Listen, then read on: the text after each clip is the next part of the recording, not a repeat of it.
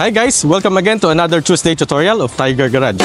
So ano ang gagawin natin ngayon? Simple lang. Isa ito sa mga simpleng pagpapaganda ng sasakyan natin. For example, sa interior, papalitan natin yung shift knob. So, alika. So, ganito lang kasimple yung pagpapalit ng shift knob. So, kailangan, tanggalin muna natin to. Turn it counterclockwise.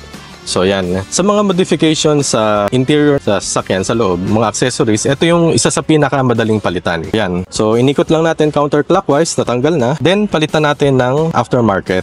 So GR Sport yan. So para medyo pumogi. Pag bumili tayo nito, meron tayong kasamang adapter. Siyempre, kailangan natin hanapin yung adapter na mag-fit. So kung ilalagay natin yan, hindi kasya, pero dapat mahanap natin yung eksakto. So, hindi rin kasya, diba? So, yung isa, andito na sa loob. Yun. So, babalik lang natin. Ganyan lang kasimple.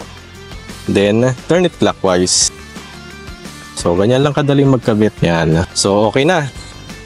O, diba? Mas pogi compare sa dati. So, if you guys are interested to this item or services, just give us a message and let us make it happen. Goodbye!